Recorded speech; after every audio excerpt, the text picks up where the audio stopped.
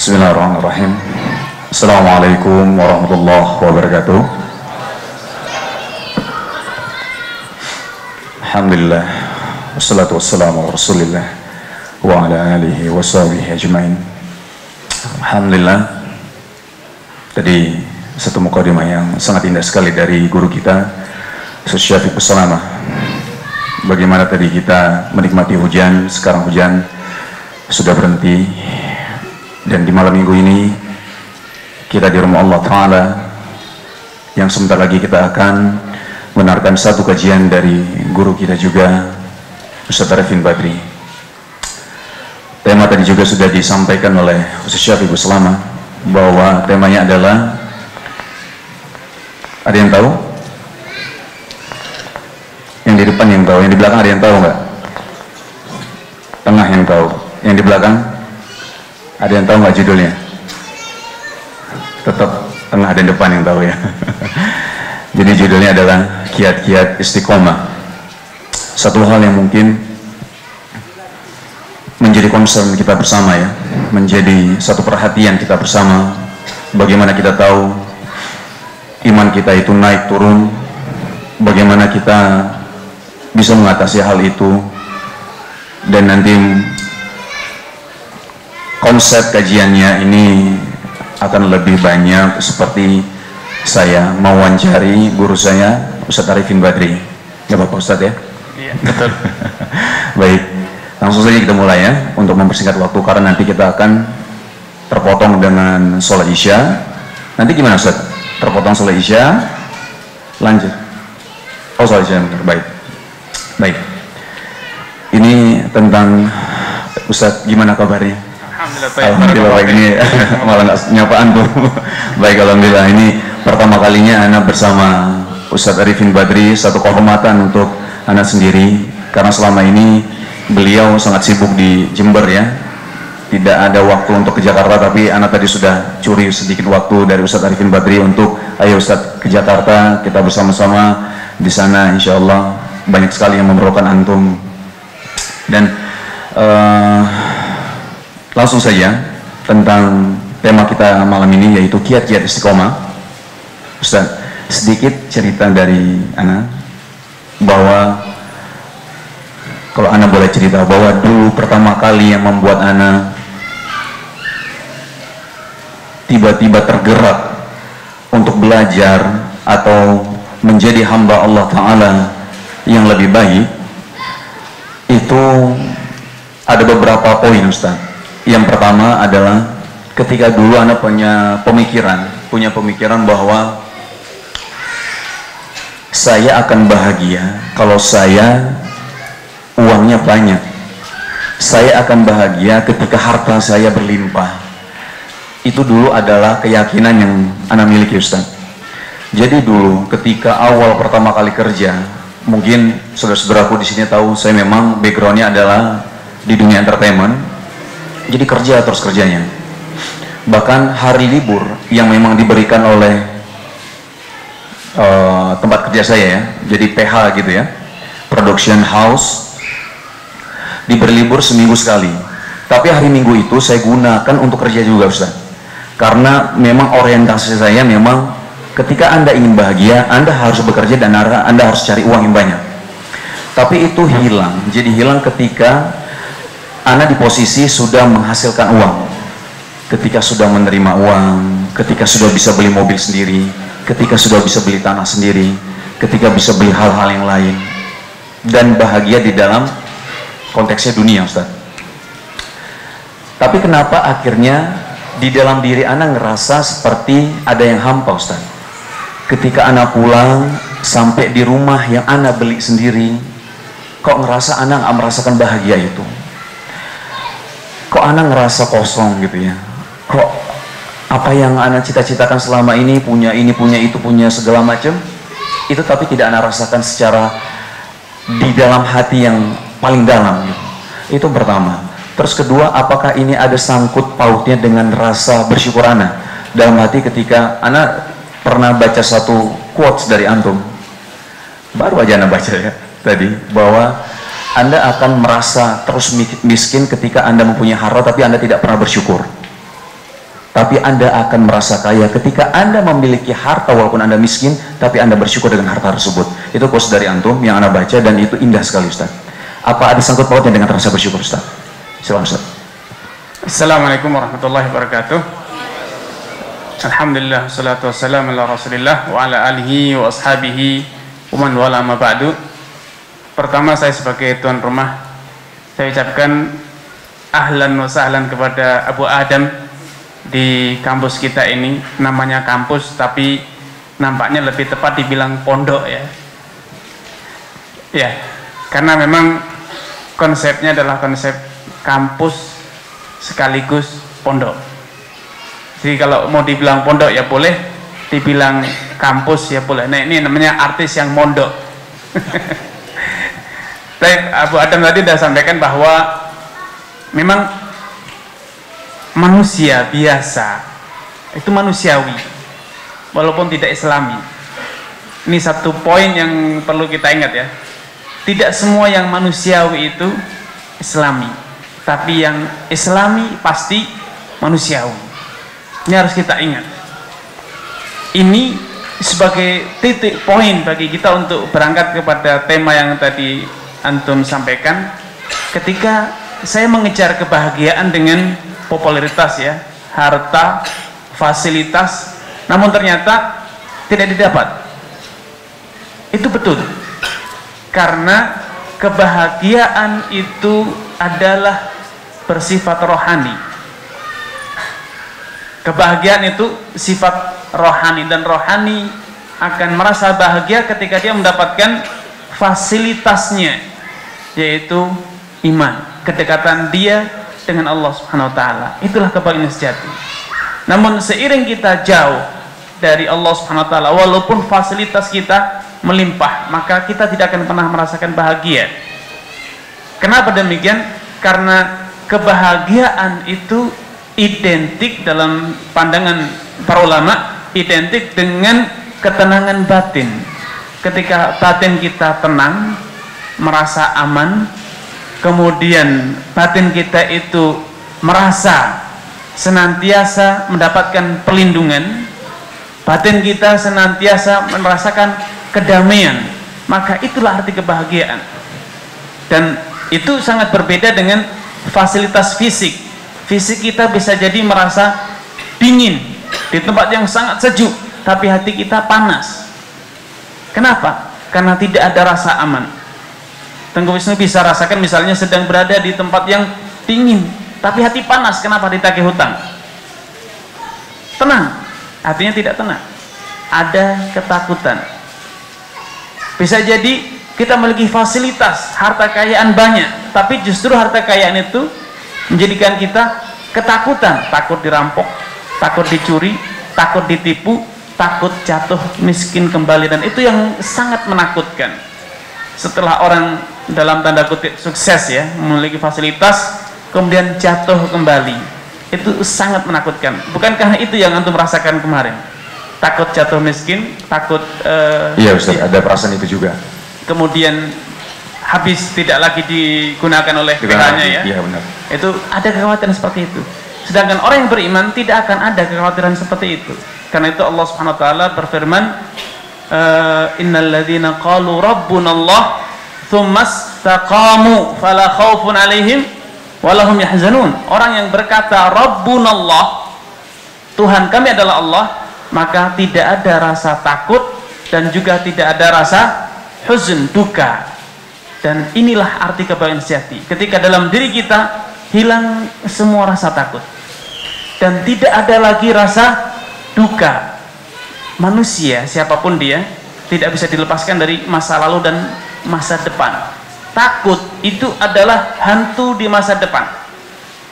Takut sesuatu yang belum terjadi. Sedangkan duka, huzn, itu adalah masa lalu. Dua hal yang akan menghilangkan kebahagiaan kita.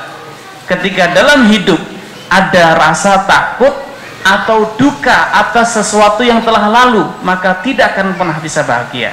Sedangkan orang yang beriman sudah mengatakan Rabbunallah, kemudian dia teguh dengan ikrar Rabbunallah, maka Allah tegaskan la khaufun alaihim walahum yahzanun. Dia tidak takut, tidak berduka. Ada satu poin di sini yang perlu diingat. Kenapa dalam ayatnya Allah katakan innalladzina qalu rabbunallah, yang mengatakan bahwasanya Tuhan kami adalah Allah. Kenapa tidak dikatakan ilahuna Allah atau ma'budunallah, yang kami ibadah adalah Allah? Kenapa dikatakan Rabbuna? Kita tahu, terutama mahasiswa ya yang di sini tahu arti Rabb itu adalah pencipta, yang mengatur, yang memberi, yang menghidupkan, mematikan. Kenapa disebutkan itu?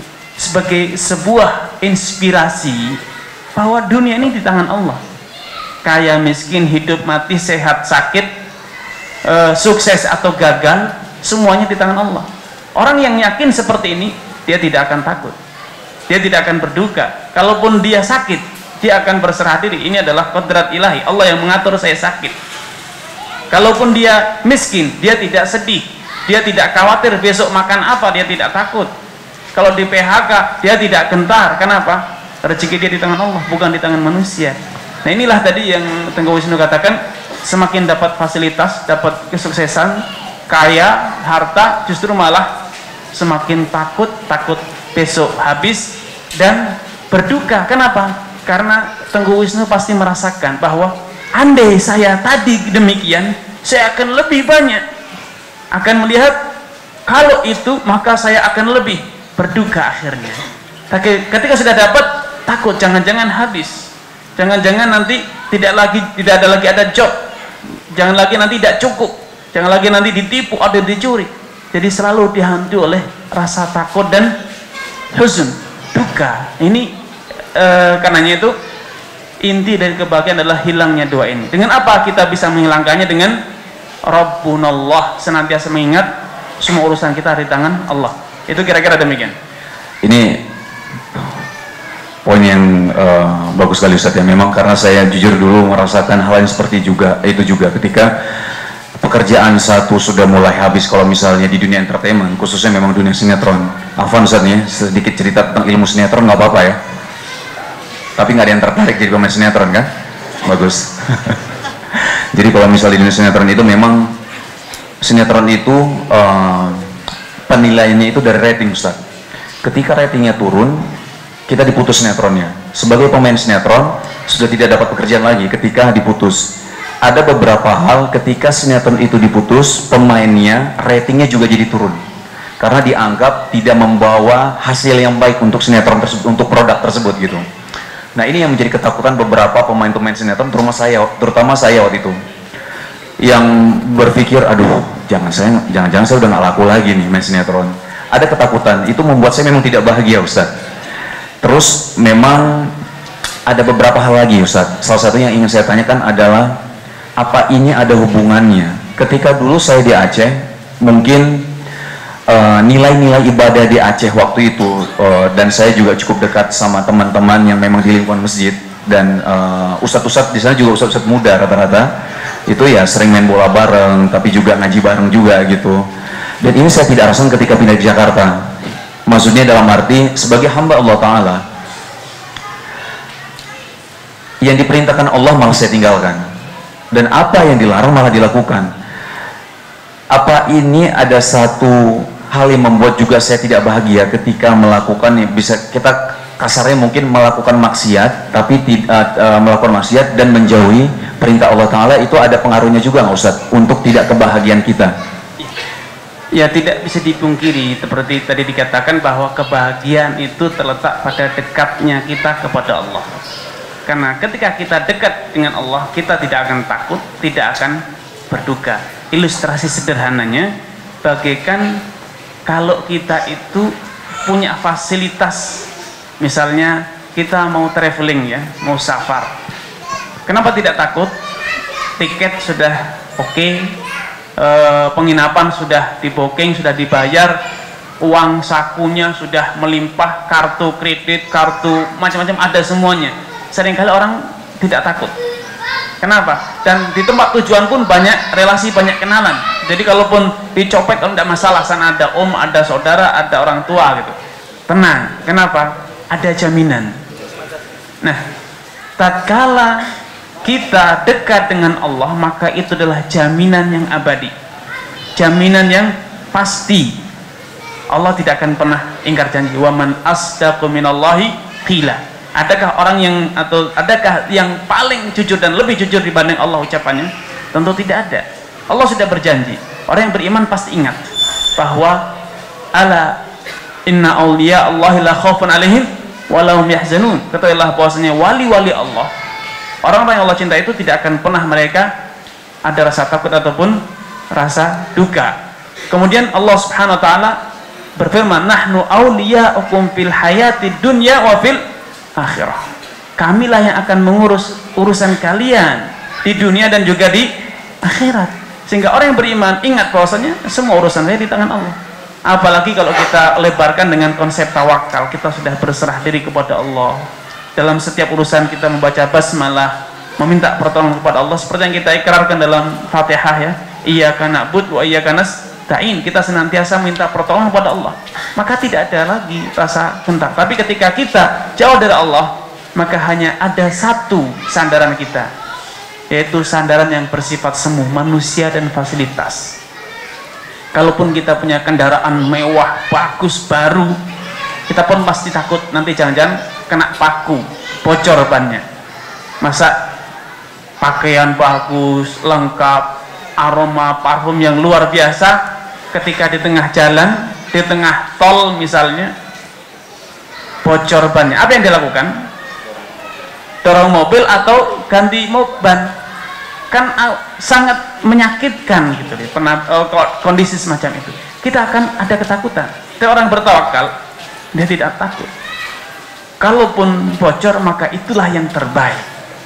Ada satu pengalaman, saya ketika di Jakarta dengan salah seorang teman, kita punya rencana pergi ke Krakatau Steel.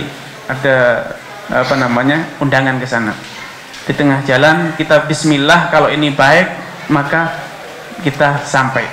Kita berangkat dengan kendaraan Land Cruiser, bukan kendaraan murah ya. Kendaraan mewah, mahal, miliaran harganya.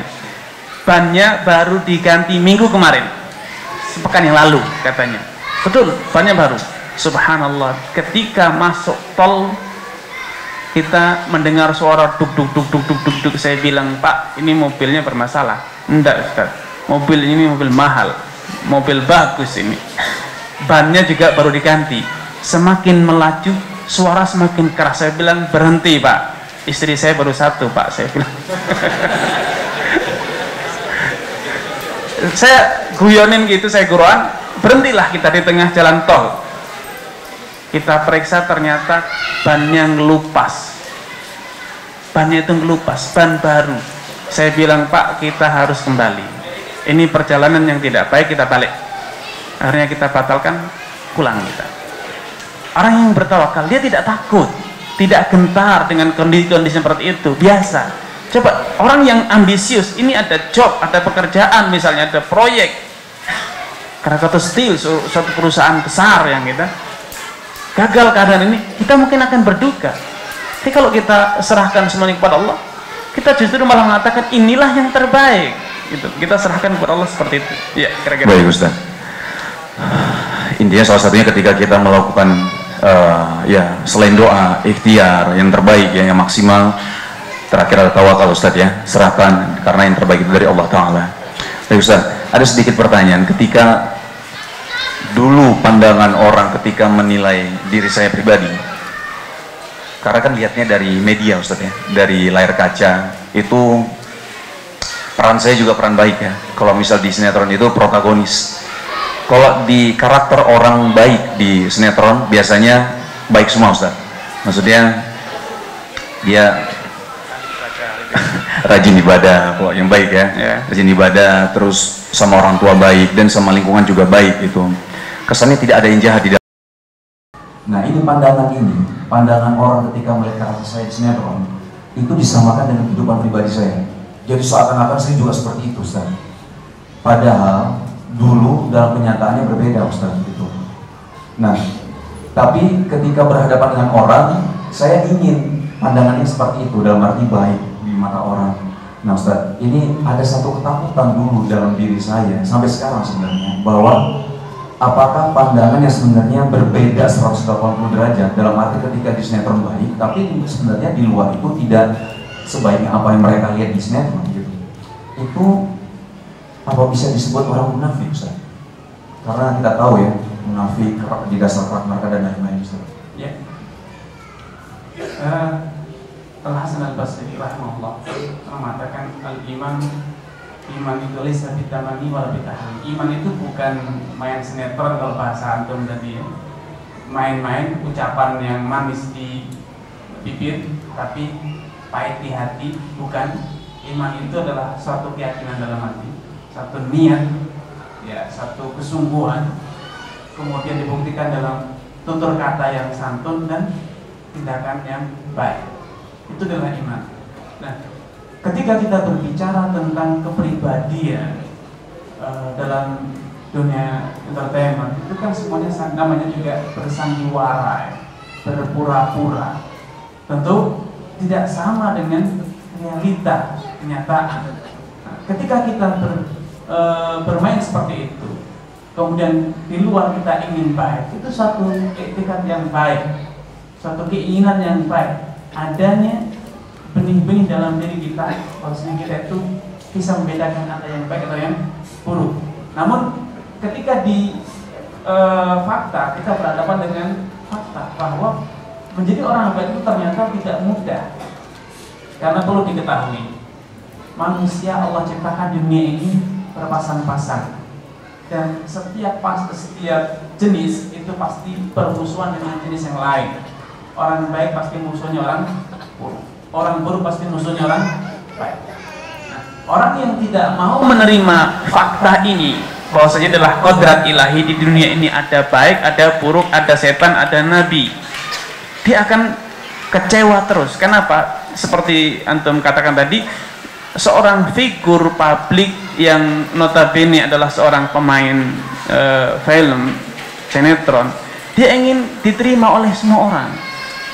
Kritik sedikit saja itu akan menjatuhkan rating dia, ya, dirinya dia, dan ujung-ujungnya adalah mengurangi pendapatan dia, dan ini sangat menakutkan bagi dia.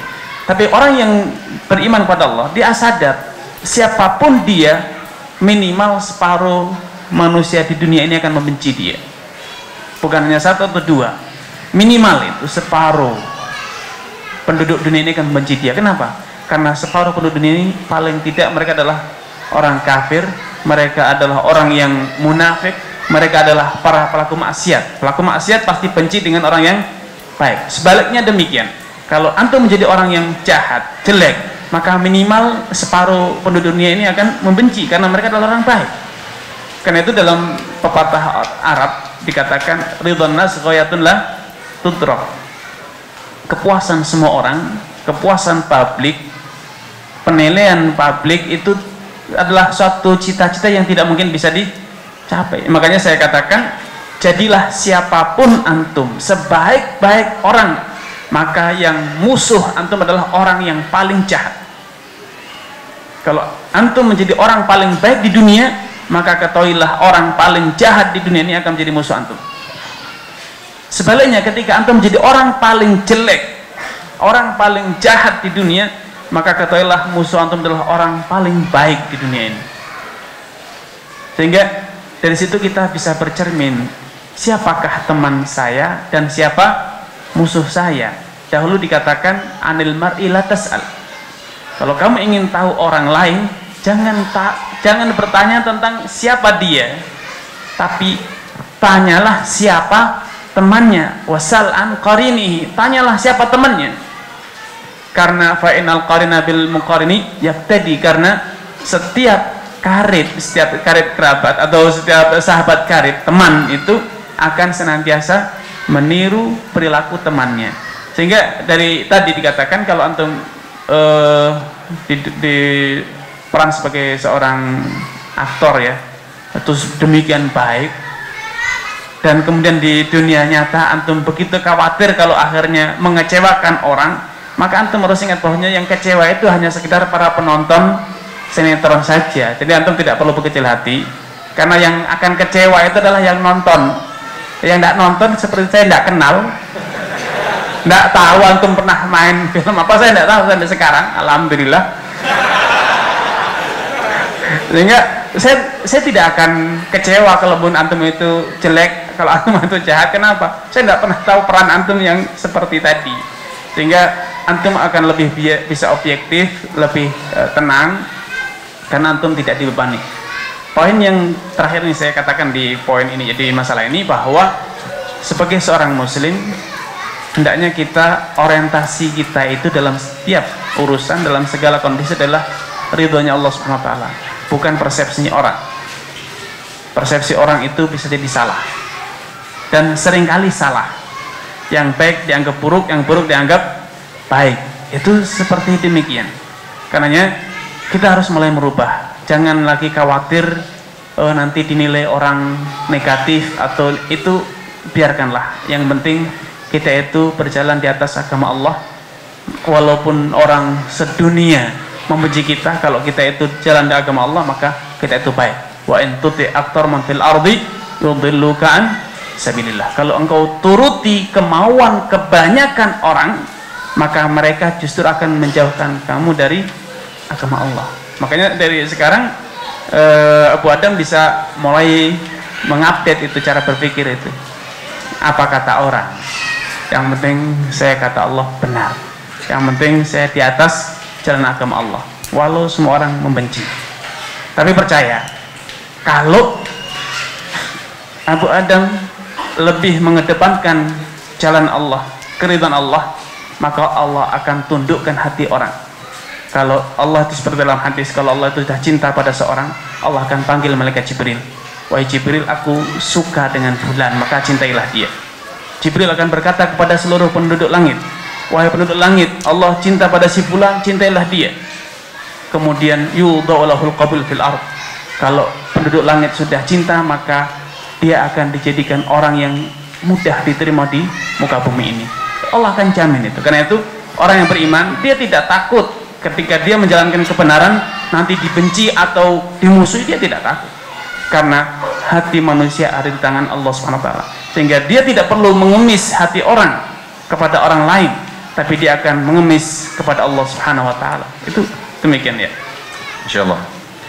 Ini masalah tentang istiqomah Ustaz ya, ada sedikit pengalaman ya. Jadi dulu ketika kejadian mulai mencoba untuk dekat kepada Allah Ta'ala, ada beberapa kejadian sih, maksudnya dalam arti ketika saya mencoba untuk mulai dekat dengan lingkungan yang lebih agamais, terus seperti misalkan contohnya mencoba cari situs-situs agama Islam, mulai belajar lagi Ustaz. Nah, yang membuat saya bingung adalah masalah istiqomah ini Ustaz. Sedikit dalam arti membingungkannya itu ketika kenapa gampang sekali kembali lagi. Dalam arti gini Ustaz, ketika mulai belajar agama Islam, dalam arti ketika saya ingin berubah nih, ingin di mata Allah Ta'ala lebih baik gitu, kayak ikut misalnya sholat berjamaah, dengar imamnya baca surat, itu ngerasa jelek banget itu, dalam gitu Ustaz ya, dalam banget gitu. Tapi ketika mulai sedikit demi sedikit, nggak tahu kenapa, itu keistiqomahan itu dalam arti ingin dekat di dalam agama Islam, ingin tahu agama Islam lebih dalam lagi, itu cuma sebentar saja Ustaz ya, mungkin hanya mingguan Ustaz. Kenapa tiba-tiba bisa kembali lagi ke jalan, atau kita bilang ke lembah yang hitam gitu? Apakah karena masalah iman saya memang belum kuat, ataukah memang karena pergaulan Ustaz ya, tadi seperti antum bilang bahwa tergantung temannya juga gitu. Karena memang nggak bisa dipungkiri, waktu itu teman-teman saya ya teman-teman yang di lingkungan jahil kalau menurut saya ya. Jadi pengaruhnya besar sekali. Selain itu, kalau boleh tahu faktor-faktor apa saja Ustaz yang membuat kita itu tidak jadi istiqomah gitu? Silakan Ustaz. Faktor utama yang menyebabkan kita itu berat untuk istiqomah adalah lemahnya iman. kita tidak kenal dengan Allah Subhanahu wa taala. Kita menganggap jauh dari pengawasan Allah. Kita menganggap bahwa manusia, siapapun dia, perusahaan atau atasan kita, mereka mampu berbuat, bisa mencelakakan kita atau bisa menguntungkan kita. Itulah yang menyebabkan kita itu berat. Adanya ketakutan kepada sesama manusia, adanya kita itu menggantungkan harapan kepada manusia. Itu yang menjadikan kita itu berat. Kita merasa bahwa di dunia ini banyak tangan-tangan yang bisa campur tangan dalam urusan hidup kita gitu. Itu yang menjadikan kita itu mudah tunduk dengan ajakan orang, mudah terjerumus karena kita tidak kenal Allah SWT. Karena kalau kita ingin tegar dalam menjalani kebenaran, istiqomah, hal pertama yang harus kita lakukan adalah kenallah Allah. Pelajarilah siapakah Allah itu. Pelajari nama-namanya, apa kandungan yang ada dalam nama-nama Allah Subhanahu wa taala. Allah Maha melihat, Allah Maha mendengar, Allah Maha kaya, Allah Maha kuasa, Allah Maha pedih siksanya, dan semua nama-nama Allah serta sifat-sifatnya. Kemudian yang kedua, iman itu menurut para ulama itu adalah thamarah, itu adalah buah dari amalan kita. Jadi kita harus menanam. Dengan apa kita menanam agar kita bisa memetik buah berupa iman? Dengan amal soleh, melatih diri sedikit demi sedikit, beramal dan beramal. Selanjutnya kita mulai harus adaptasi dengan komunitas yang baru, yang baik, yang ketika kita jatuh mereka membangunkan kita. Dan tidak luput dari itu adalah tilawatul Quran, membaca Al-Quran, berusaha mempelajari arti-artinya, maka itu akan bisa merefresh, ya, menyegarkan iman kita. Orang-orang yang mendengar ayat Allah Subhanahu wa taala, wa idza tuliyat alaihim ayatuhu zadatuhum imana, sekedar dibacakan ayat Allah, orang yang beriman itu akan bertambah imannya. Itu salah satu atau beberapa kiat agar kita itu bisa istiqomah. Namun tadi satu pertanyaan yang antum sampaikan, kenapa kita itu mudah kembali, mudah hanyut kembali? Ya, salah satunya tadi saya katakan, kita belum kenal Allah. Kemudian yang kedua adalah memang perangkap setan itu banyak. Seperti disebutkan dalam hadis bahwa jalan menuju neraka itu dipenuhi dengan syahwat. Artinya apa yang Abu Adam tadi katakan, itu adalah sebuah pengakuan kita itu masih terbelenggu dengan nafsu pribadi kita. Innan nafsa la ammaratun bisu. Sungguhlah jiwa itu, jiwa kita sendiri itu mendorong kita untuk berbuat dosa, berbuat kejelekan. Karenanya kita juga harus mewaspadai diri kita. Makanya dalam Islam dikenal namanya tazkiyatun nufus. Harus ada upaya sungguh-sungguh kita itu membersihkan diri, karena hati kita, iman kita itu juga mengalami kondisi yang sama dengan pakaian kita, tubuh kita kotor, menjadi lekang, menjadi kusut, menjadi rusak, bahkan seperti yang kita alami. Kadang fisik kita sakit, tubuh kita kotor. Rasulullah SAW bersabda, innal iman la yakhlaqu fi jawfi ahadikum. Iman itu bisa jadi lekang di dalam jiwamu seperti lekangnya pakaian. Kama yakhlaqu thawb, seperti pakaian itu bisa lekang kalau pakaian terus dipakai jadi bau apek, kotor, dan bisa jadi rusak, ya. Demikian pula iman seseorang. Iman ini kita goyang dengan maksiat, dunia, materi, syahwat, lama-lama lekang dan lama-lama bisa jadi rusak iman kita, luntur. Karena itu Rasulullah berpesan, fas'alullah an yujaddida imanakum. Karena itu hendaknya kalian rajin memohon kepada Allah agar Allah itu memperbaharui iman kita. Karena itu ya pesan saya tadi kepada Bu Adam, ya banyak berdoa kepada Allah Subhanahu wa taala. Karena itu salah satu doa yang harus kita lakukan, sering kita ucapkan adalah Allahumma ya muqallibal qulub, ya Allah yang membolak-balikkan hati, teguhkanlah hatiku di atas agamamu, tsabbit qalbi ala dinik. Itu harus kita rajinkan. Kalau itu diucapkan oleh orang yang beriman, diucapkan oleh Rasulullah, para sahabat, tentu kita lebih pantas untuk mengucapkan doa semacam itu. Ya. Ustaz, saya bertanya tentang masalah umur ya Ustaz ya. Ketika seseorang dalam sepanjang hidupnya dia melakukan kemaksiatan dan akhirnya mungkin dia pernah dalam satu hal ketika dia menemukan satu kebaikan, dalam arti pencerahan di dalam hidupnya, akhirnya dia bertobat atau berhijrah ke jalan Allah Ta'ala, tapi itu hanya bertahan sebentar. Misalkan contoh kasusnya anak gitu saja, akhirnya dia balik lagi ke lembah yang jahil. Dan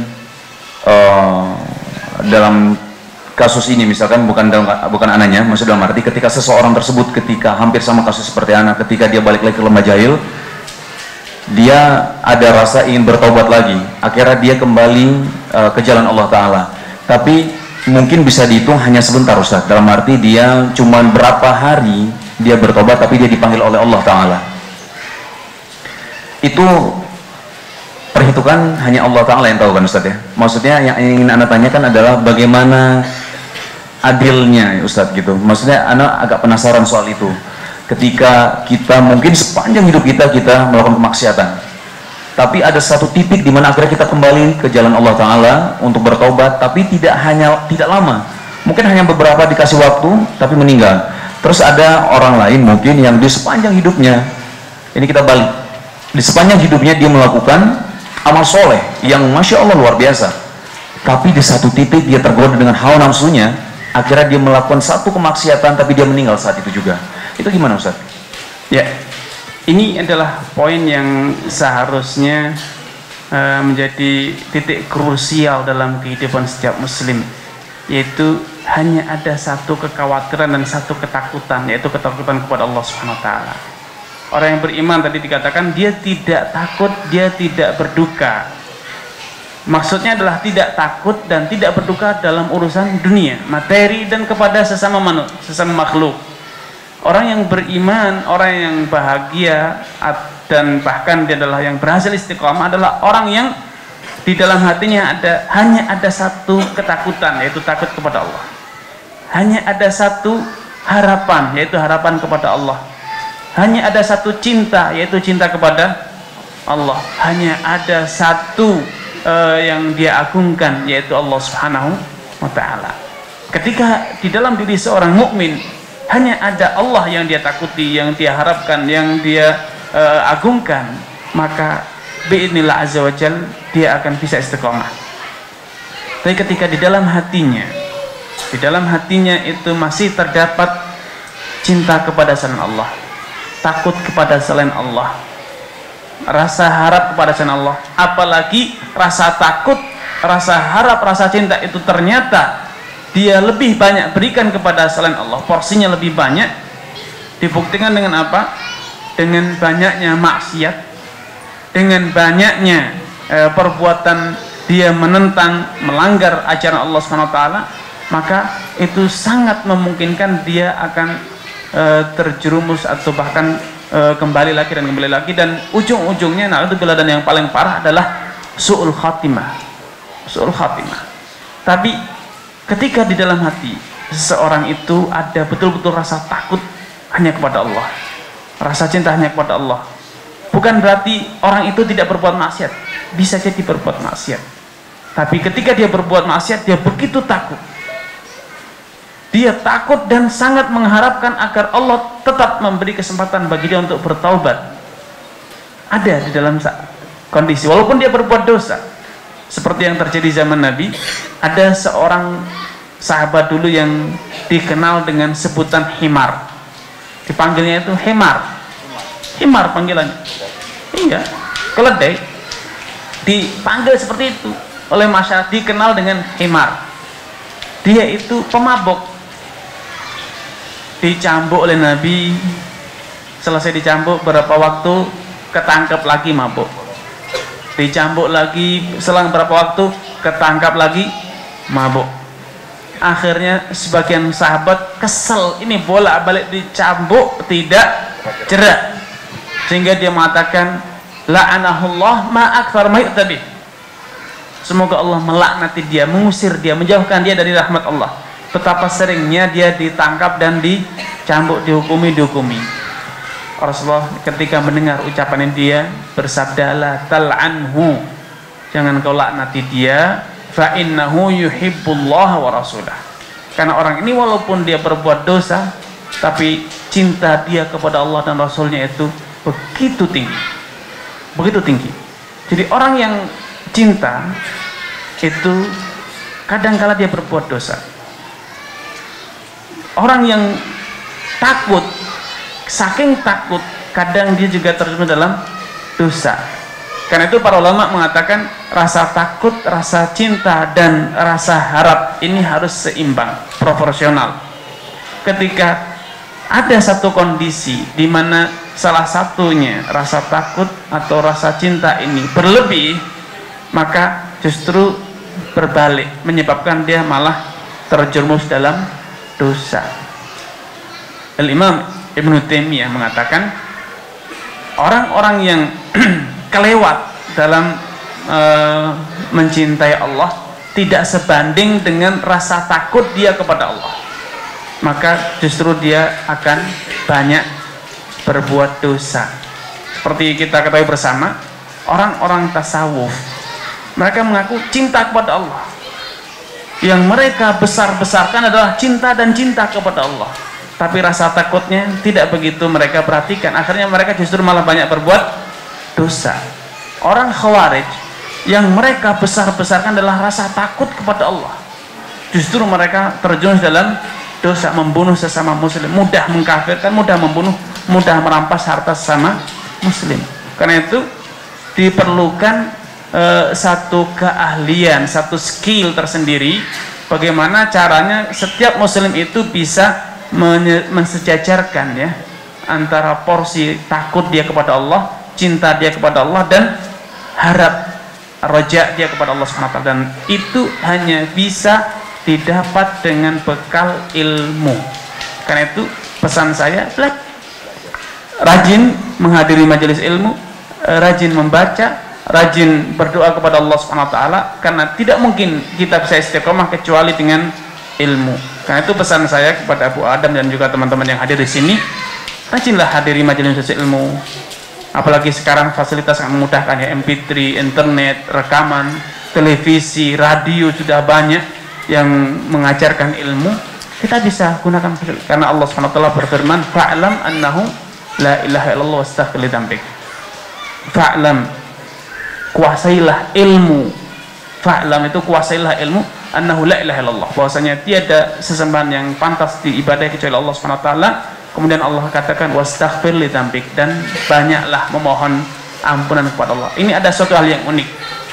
Dalam ayat ini Allah sandingkan antara beribadah kepada Allah dengan beristighfar. Ada dua analisa dari para ulama tafsir. Kenapa ketika kita bertauhid, menguasai ilmu bahwasanya Allah itu adalah satu-satunya zat yang kita ibadahi, kemudian kita beribadah, kok masih dikatakan harus beristighfar? Karena alasan pertama, sebanyak apapun ibadah yang kita lakukan, maka itu tidak sebanding dengan karunia Allah SWT. Tidak mungkin kita mampu beribadah dengan maksimal, dengan seutuhnya. Ini analisa pertama. Analisa kedua, dijelaskan oleh para ahli tafsir bahwa sebaik-baik manusia dalam beribadah, dia tidak akan mungkin luput dari dosa.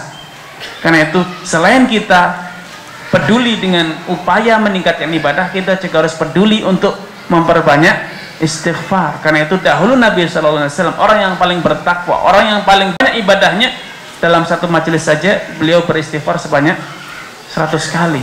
Nah, sayang di kita itu seringkali kita besar kepala, oh saya sudah banyak beribadah, saya sudah banyak puasa, saya sudah banyak sholat, saya sudah banyak ngaji, saya sudah banyak, lupa bahwa di saat yang sama kita juga banyak dosa yang seharusnya kita iringi dengan istighfar. Sehingga di sini akan balance ya. Kita beribadah baik, banyak, tapi kita juga sadar kita juga banyak berbuat dosa. Gitu, demikian. Baik Ustaz, ini masalah tadi yang Ustaz sampaikan bahwa apa yang pun yang kita lakukan, kita hanya mengharapkan ridha Allah Ta'ala. Jangan mau mendapatkan nilai ataupun pandangan dari manusia atau persepsi manusia. Tapi Ustaz, sangat manusiawi ketika kita melakukan apapun, misal kita tujuannya hanya Allah Ta'ala, tapi ada pandangan misalkan kita ingin berbuat baik, tapi ada cemoohan ya, celaan, bahkan hinaan Ustaz. Ini yang mungkin juga pernah saya alami Ustaz. Ketika ingin berbuat baik, tapi ada hinaan, ya mungkin kayak soalim lah, ataupun ada hinaannya lebih parah lagi, kok makin gini lah, apa segala macam. Nah ini untuk orang-orang awam ya, apalagi misalkan saya dengan, lanjut Ustaz, apalagi saya dengan misalkan keluarga saya ya, pada bingung gitu, kamu ingin berbuat baik kok malah dihina sama orang banyak gitu. Jadi gimana Ustaz untuk membuat orang akhirnya semakin yakin bahwa apa yang kita lakukan hanya marak menerima Allah Ta'ala, itu gimana ya biar kuat gitu Ustaz? Ya, tadi saya sudah katakan, jadilah orang paling baik maka akan dibenci oleh orang yang paling buruk. Semakin kita baik maka orang yang buruk itu akan semakin muncul, dan orang yang semakin buruk pula yang akan memusuhi kita, memove kebenciannya kepada kita, menampakkan kebencian. Seiring dengan kita menjadi orang jelek, semakin jelek maka orang yang semakin baiklah yang akan menampakkan permusuhan kepada kita. Itu sudah menjadi sunnatullah demikian, tidak mungkin tidak.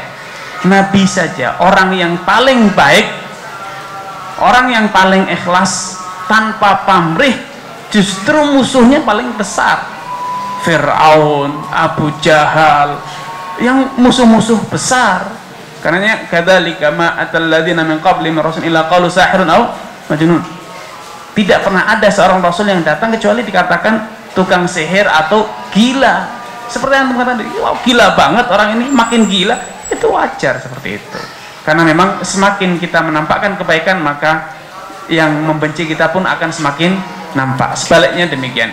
Namun ada satu poin yang perlu saya garis bawahi di sini, bahwa dalam berbuat kebaikan sepatutnya kita itu mulai membangun kesiapan mental. Kesiapan mental, siapapun saya pasti ada yang membenci, apapun yang saya lakukan pasti ada yang mengomentari negatif. Kita harus bentengi diri kita. Yang kedua, agar itu bisa diminimize, kita mulai harus mencari komunitas baru, sahabat baru, sehingga telinga kita tidak banyak mendengar hujatan. Kenapa? Karena teman kita. Tapi dalam kesempatan ini saya ingin memberikan satu warning. Kalau tadi Abu Adam begitu respect, begitu peduli dengan celaan dan cemoohan, merasa terusik ya, tapi seharusnya ingat, sanjungan, pujian juga sepatutnya kita waspadai. Kenapa? Karena ada orang masuk neraka itu karena sombong, karena terkagum, bangga, akhirnya dia terlena, riya, sum'ah, dia ingin berbuat baik, ingin dipuji. Karena itu waspadailah cemoohan sebagaimana waspadailah pujian. Rasulullah bersabda, man usyira ilaihi bil banan faqad halak. Siapapun yang telah menjadi pusat kekaguman orang, maka dia tidak akan lama kecuali dia akan binasa. Karena itu waspada. Jadi Abu Adam ketika, wah, Teguh Wisnu, Abu Adam gini, itu ancaman itu. Iya. Ustaz, kalau misalkan kita, oke lah, yang kita mungkin sudah belajar dalam arti tahu masalah, dalam arti apa yang akan kita hadapi ketika kita melakukan kebaikan. Seperti antum bilang bahwa ketika melakukan kebaikan berarti antum harus siap dengan yang namanya orang-orang jahat akan memusuhi antum, gitu kan. Tapi misalkan kita bilang sama keluarga, mungkin ketika keluarga bingung nih Ustaz, keluarga bingung, kok kamu melakukan baik tapi orang lain malah mencela kamu, kan mungkin dari sisi keluarga kita mungkin yang mungkin belum belajar ilmu agama lebih dalam lagi Ustaz. Kalau misalkan Ana bilang tentang satu hadis di mana Rasulullah SAW pernah bertanya kepada para sahabat bahwa tahukah kamu orang bangkrut, gitu ya? Tahukah kalian orang bangkrut? Lalu Rasulullah SAW mengatakan bahwa orang bangkrut itu adalah orang yang dia mengumpulkan pahala sholat, zakat, dan pahala-pahala lainnya, tapi di hari akhir itu hilang semua karena menzolimi orang, mencela orang, dan yang lain-lain. Itu boleh nggak saya bilang seperti itu, bahwa ini ada satu hal yang bagus ketika kita melakukan suatu kebaikan tapi dihina sama orang ataupun dizolimi sama seseorang, investasi akhirat kita, dalam arti pahala orang ini. Saya bilang kayak gini Ustaz, saya bilang sama keluarga saya, salah satunya istri saya bilang, kan istri saya bingung, kok kamu melakukan kebaikan tapi dihina. Saya bilang kayak gini, saya kasih analogi, kalau kamu ada orang kasih pahala untuk kamu dan dosa kamu kasih ke dia orang baik apa enggak? Saya bilang kayak gitu. Terus dibilang istri, baik dong, pahalanya mau dikasih ke kita, terus dosa kita dia mau menerima dosa kita. Nah, itu orang baik apa enggak? Baik. Makanya kalau ada orang yang mencela kamu bilang alhamdulillah. Itu boleh nggak Ustaz? Ya, kita dengarkan adzan dulu, baru kita jawab. Oh, baik. Baik, tadi ya Abu Adam,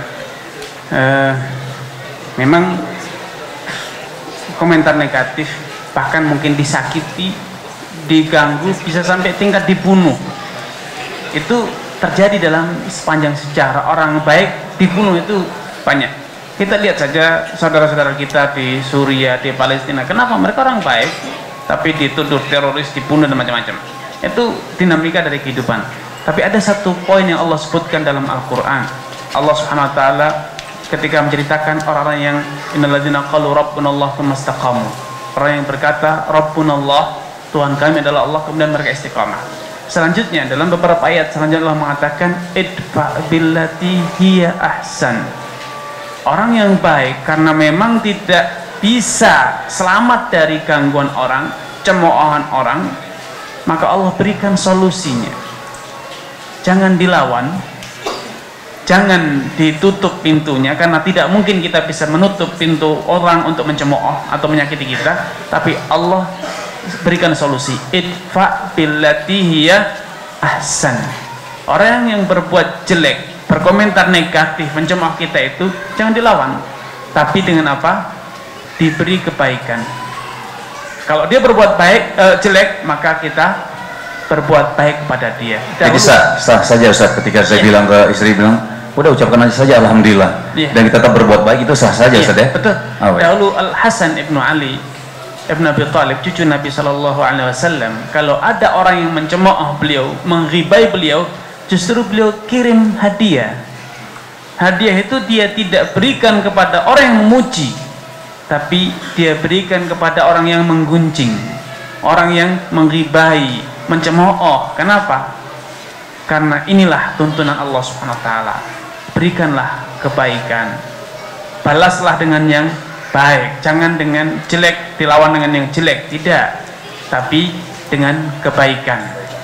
Karena Allah katakan fa'idalladzi bainaka wa bainahu adawatun ka'annahu waliyyun hamim. Orang yang membenci kamu dengan cara seperti ini, dia akan menjadi pembela kamu yang paling setia.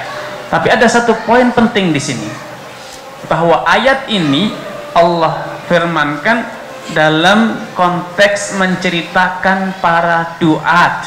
Wa man ahsanu qawlan mimman da'a ilallah wa amila salihah wa qala innani minal muslimin. Adakah orang yang lebih baik tutur katanya dibanding orang yang menyeru ke jalan Allah Subhanahu wa taala, kemudian dia tegar dengan ikrar dia, wa qala innani minal muslimin, aku adalah orang yang senantiasa menyerahkan seluruh urusan kepada Allah.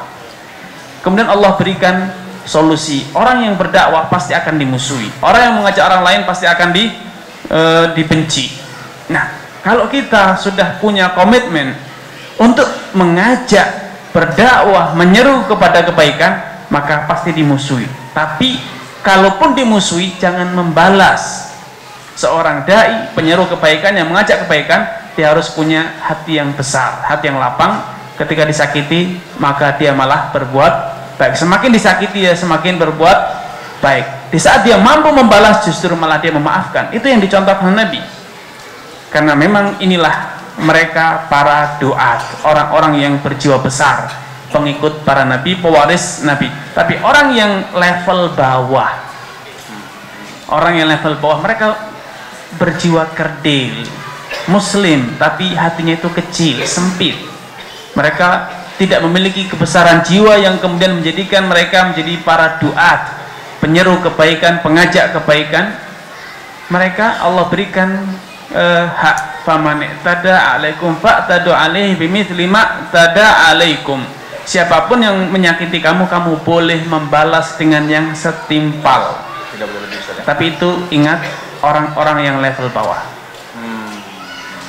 Ketika kita sudah memiliki keinginan, semangat untuk menjadi kalau bahasa kita revolusioner ya, ingin merubah, ingin membawa perubahan, membawa angin segar, mengajak orang berbuat baik, maka kita harus berlatih berjiwa besar. Siapapun menyakiti, saya akan berbuat. Dan perlu diingat, syariat Islam itu kan ada syariat sabar, syariat memaafkan. Kapan kita bisa memaafkan kalau tidak ada orang yang berbuat jelek kepada kita? Kapan kita bersabar kalau tidak ada orang yang berbuat jelek kepada kita? Makanya buktikan Abu Adam ini sebagai seorang muslim, seorang mukmin yang benar dengan apa? Dengan bersabar dan memaafkan. Itu ketika ada orang yang menyakiti. Kalau orang memuji, saya maafkan kamu, ya enggak pantas toh. Masalah sabar, oke. Kita artikan kalau ketika kita sabar dalam ketika dizalimi orang, ada pahala besar di situ. Tapi misalkan musuh tadi seperti Ustaz bilang, kita harus berjiwa besar. Atau kita memang lebih dari itu, memberikan hadiah kepada orang tersebut, berbuat baik kepada yang memusuhi kita. Tapi takarannya itu seperti apa Ustaz? Maksudnya dalam gini, ketika menghina kita, kita mungkin bisa membalas kebaikan kepada dia. Tapi kalau sudah menghina Tuhan kita, gimana Ustaz? Apa tindakan kita Ustaz? Ya, batasannya itu bukan pribadi, keluarga, atau kerabat. Batasannya adalah agama Allah atau bukan agama Allah. Kalau yang dihina itu bukan agama Allah, masih bisa dimaafkan. Rasulullah itu pamannya dibunuh, dimutilasi, bahkan jantungnya diambil, dimakan oleh Hindun. Suatu perilaku yang sadis sekali. Sahabat Nabi disiksa, dibunuh dengan cara-cara yang sadis. Sumayyah, ibunya Yasir, ibunya Ammar ya, istrinya Yasir, dibunuh dengan cara ditusuk kepalanya dengan kayu, dengan sadis. Penyiksaan luar biasa. Bilal bin Abi Rabah dan yang lainnya, Khabbab bin Arat disiksa di depan mata Nabi. Nabi tahu itu. Tapi ketika Nabi mampu membalaskan semuanya itu, justru Nabi memaafkan. Kenapa? Karena ini pada personal, pada pribadi orang. Tapi agama Allah berjaya, tegak. Buat apa membalas? Membalas itu ketika agama Allah dihinakan, maka harus dimuliakan dengan tegaknya jihad. Tapi ketika sudah menang, disitulah saatnya memaafkan. Karena kalau agama Allah sudah tegak, berarti yang tersisakan urusan pribadi, urusan keluarga, kelompok, perusahaan, dan kabilah atau yang serupa. Maka maafkan, walaupun keluarga kita yang dihina, walaupun keluarga kita yang misalnya disakiti, itu seorang mukmin masih tetap disyaratkan untuk memaafkan. Karena itulah kebesaran jiwa kita sebagai seorang mukmin, siap berkorban, mengorbankan apapun yang kita punya demi tegaknya agama Allah. Termasuk keluarga kita akan korbankan demi tegaknya agama Allah. Gitu. Tapi kalau yang dihina sudah agama Allah, ya kita tidak boleh memaafkan, kita harus tuntut. Gitu. Ya. Ustaz, kalau misalkan kita memaafkan, tapi kita sudah tidak bisa seperti dulu mungkin kepada orang itu. Contohnya mungkin Ustaz yang kalau ana nggak salah, bagaimana Hamzah paman Rasulullah SAW dibunuh, lalu orang tersebut akhirnya Ustaz, masuk Islam Ustaz ya. Itu tapi Nabi Muhammad SAW tetap susah untuk bisa memaafkan beliau. Itu gimana Ustaz? Pandangan Ustaz, maksudnya kalau kita apalagi gitu Ustaz kan? Misal keluarga kita disakiti, bisa nggak kita, maksudnya dalam arti iya kita memaafkan dia, tapi mungkin untuk seperti dulu tuh udah nggak bisa lagi gitu. Iya. Nabi SAW bukannya tidak memaafkan. Salah paham Abu Adam ini. Nabi memaafkan. Nabi menerima Islamnya dia. Nabi tidak membalas. Nabi tidak menghukumi dia, Nabi tidak menyakiti dia, Nabi tidak mengucilkan dia. Tapi manusia biasa.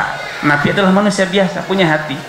Memori yang begitu menyakitkan tentang pamannya beliau yang terbunuh kemudian dimutilasi, susah dihapuskan. Itu wajar, manusia. Beliau adalah manusia biasa. Ada duka, ada sedih, ada rasa kasih sayang. Ketika putranya meninggal, beliau menangis. Manusia biasa, ada kasih. Tapi bukan berarti beliau tidak memaafkan. Beliau memaafkan aktor yang membunuh pamannya. Hamzah dimaafkan, Islamnya diterima, dia tidak dihukumi, tidak dikucil. Hanya saja Nabi tidak ingin melihat, karena melihat orang ini mengingatkan memori yang sangat berat bagi Nabi SAW. Paman beliau dibunuh dengan cara yang seperti itu, kejam, dimutilasi jantungnya, diambil, dimakan. Itu kan memori yang sangat berat untuk dilupakan ya. Berarti dalam arti kita juga mungkin ada satu orang yang benar-benar membuat kita mengingat kejadian bahwa dia pernah menghina keluarga kita, dan itu sakit sekali rasanya, Ustaz. Itu kita memaafkan, tapi berarti dalam arti kita tidak mau dekat, itu wajar saja, Ustaz ya? Ya, ada 2 poin yang perlu dibedakan, berbuat baik dan memaafkan. Itu 2 poin. Memaafkan bisa jadi kita lakukan, sudah, artinya kita tidak menuntut, kita tidak dendam ya, tidak membalas, itu sudah kita lakukan. Tapi berbuat baik kepada dia itu adalah level yang lebih tinggi, belum tentu bisa kita lakukan. Jadi kita bisa jadi memaafkan, sudah, saya tidak akan nuntut, saya tidak akan balas, saya sudah tidak akan ungkit-ungkit ya. Tapi kalau saya kadang harus berbuat baik kepada dia, bahkan menyentuh dia, belum tentu kita mampu. Ya, itu sudah satu kredit poin yang kita dapat ya. Tidak harus dua-duanya gitu. Baik, itu level. Kalau dua-duanya itu akan lebih sempurna. Itu level lebih tinggi lagi, Ustaz ya, berbuat baik kepada musuh kita, Ustaz ya. Betul. Baik, Ustaz, ini kalau misalnya masalah bagaimana kita sudah mengenal agama Islam, Ustaz ya. Maksud dalam arti kita sudah mulai mengenal agama Islam lebih dalam. Kadang-kadang orang yang mulai sedikit bingung dengan tingkah laku kita ataupun ya dari cara kita, mungkin salah satunya adalah orang-orang terdekat kita. Misalkan kita sebagai seorang laki-laki mungkin yang sudah berkeluarga, istri kita ataupun keluarga kita, ada rasa mungkin, wah ini kenapa nih ya? Itu yang saya rasakan dulu, Ustaz, ketika orang tua juga melihat saya, kok Wisnu seperti ini sekarang gitu ya, kamu kenapa seperti ini, bahkan sampai dibilang hati-hati belajar agama Islam, teroris, ya gitulah macam-macam, Ustaz ya. Nah, ada saran nggak, Ustaz, dari antum? Memang sekarang keluarga sudah mulai bisa menerima, sudah mulai paham, tapi ketika awal itu cukup membuat saya juga bingung gitu, bagaimana saya menghadapi situasi ini. Dan mungkin ini bukan hanya saya yang rasakan, mungkin saudara-saudara kita juga pernah merasakan hal itu, Ustaz, ketika mulai mengenal agama Allah Ta'ala lebih dalam lagi gitu, Ustaz. Tapi ada sebagian yang menganggap kok berbeda dengan kebiasaan orang-orang yang lakukan, kok kamu kayak gini gitu. Itu gimana, Ustaz? Ada kiat nggak, Ustaz, dari antum gitu untuk menghadapi hal seperti ini? Saya akan sebutkan satu contoh lain yang lebih ekstrim dibanding itu. Zainab, putrinya Nabi Shallallahu Alaihi Wasallam, tentu ketika dia adalah seorang putri Nabi, tentu dia akan mengikuti langkah ayahnya, yaitu masuk Islam, dan itu beliau lakukan. Ketika dia masuk Islam, ternyata langkah beliau sebagai seorang istri masuk Islam tidak diikuti oleh suaminya, tidak diikuti, sehingga suaminya masih tetap mempertahankan kekafirannya dengan segala pertimbangan yang dia miliki, urusan kabilah, kekeluargaan, dan bisnis serta yang lainnya. Ini adalah sebuah tantangan ketika seorang suami, seorang istri, seorang anak, seorang ayah, ya, saudara memilih satu pilihan, ternyata tidak diikuti oleh yang lainnya. Tentu ini adalah pilihan yang pahit. Tapi di sini kita berhadapan dengan satu fenomena bahwa kita harus memilih jalan Allah atau keinginan manusia. Ketika kita tetap memilih jalan Allah, maka apapun yang terjadi saya harus hadapi, saya harus terima. Menerima bukan berarti harus berpisah. Menerima bukan berarti berpisah, apalagi selama masih bisa dipertahankan. Nah, ini yang harus kita bedakan. Dimusuhi, dibenci, dicemooh, dicibirkan, kita bisa menerima, tapi tetap pertahankan iman kita, seperti yang dilakukan dahulu para sahabat. Ketika Mus'ab bin Umair memilih masuk Islam, dia berhadapan dengan satu pilihan, permusuhan dengan ibunya, diputus dari semua fasilitas yang diberikan ibunya, sampai ibunya mogok makan, dan akhirnya dia memberikan satu pilihan kepada ibunya, Bu, walaupun kamu punya 100 nyawa, satu demi satu keluar, aku tidak akan pernah meninggalkan agama ini. Demikian pula seorang suami mengatakan pada istrinya, walau seluruh tetes air mata kamu habis, saya tidak akan pernah cukur jenggot. Itu pilihan, toh? saya akan tetap ngaji, saya akan tetap belajar, saya akan tetap sholat, saya tidak akan main sinetron lagi walau kamu nangis darah titik. Tapi kan agak ini Ustaz bro, dengerin tangisnya, enggak apa-apa. Nangis itu biarkan, tangis, sudah selesai nangisnya, selesai. Tapi saya tetap dengan pendirian, saya tidak akan kembali ke dunia hitam gitu ya. Ini satu poin, kita harus memilih. Memang hidup ini adalah pilihan. Selain itu adalah kodrat ilahi, Allah memberikan kita itu kemampuan untuk memilih, kemampuan untuk menganalisa. Yang poin kedua, ingat pasangan kita, anak kita, keluarga kita itu manusia seperti kita, butuh proses. Abu Adam kenal agama, meninggalkan dunia yang gelap ya, itu kan proses, bukan tiba-tiba bangun tidur tiba-tiba jenggotnya panjang ya kan, tidak mungkin toh. Celananya semua sudah putung, semua sudah ngatung semua, tidak kan, harus ke tukang jahit, mikir dulu celana mana yang dipotong dulu. Tidak semua celana satu lemari diusung ke tukang jahit, semua tidak toh. Jenggotnya pun juga proses, malu-malu dulu, dibilang oh adaptasi, perlu proses, dan Allah sudah berikan isyarat itu. Kadzalika kuntum min qablu famanallahu 'alaikum fatabayyanu. Kalau ada, ini Allah ajarkan dalam kondisi perang. Kalau ada orang kafir ketika sudah kalah perang mau ditebas lehernya, dia mengatakan asyhadu alla ilaha illallah Muhammad Rasulullah, la ilaha illallah, masuk Islam. Jangan dibunuh. Jangan pernah berkata kamu mengucapkan syahadat karena apa? Takut mati. Ingat Allah katakan kemarin kamu pun demikian, masuk Islamnya pun masih takut-takut, takut dimusuhi, takut masih sembunyi-sembunyi Islamnya. Abu Adam pun gitu, ngajinya juga masih malu-malu kucing ya. Sama, istri pun butuh waktu, adaptasi, butuh proses. Beri kesempatan kepada pasangan kita, keluarga kita, orang tua kita, sahabat kita untuk menjalani proses yang dulu pernah kita jalani. Oh, tidak apa-apa, kau akan mengalami proses yang sama seperti saya, mengenal. Suatu saat belum menerima, tapi sudah bisa mentoleransi ya, sudah. Saya tidak ikut, tapi saya sudah, oh gitu pandangan kamu. Kemudian tahap ketiga, kalau sudah bisa toleransi, maka akan ada langkah selanjutnya, tahapan selanjutnya, dia mulai ingin mencoba.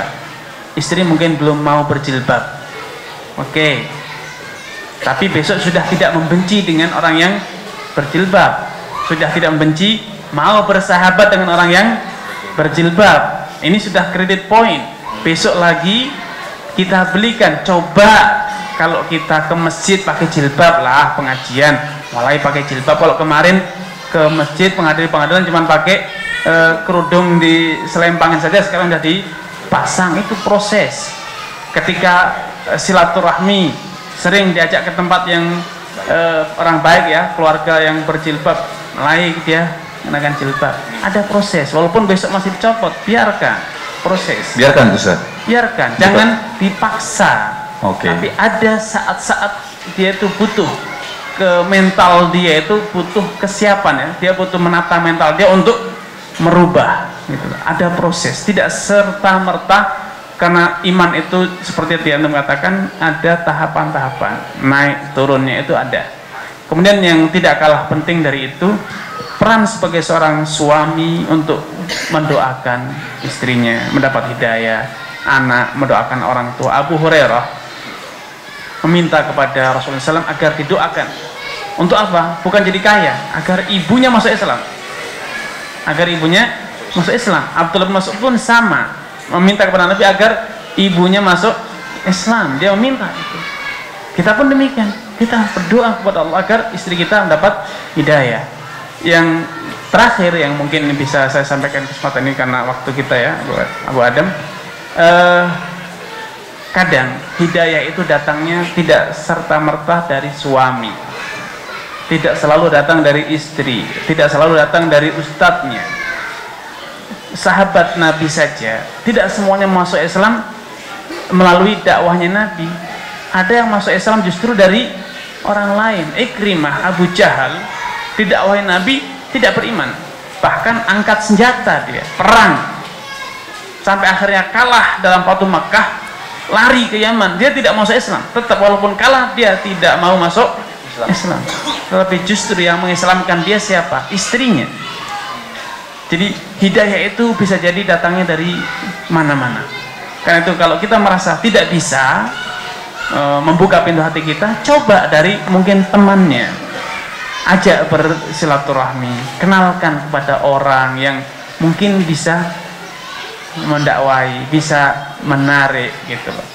Itu poin yang perlu juga diingat kepada. Baik, Masya Allah. Ini bukan hanya anak Ustaz ya, untuk semuanya juga.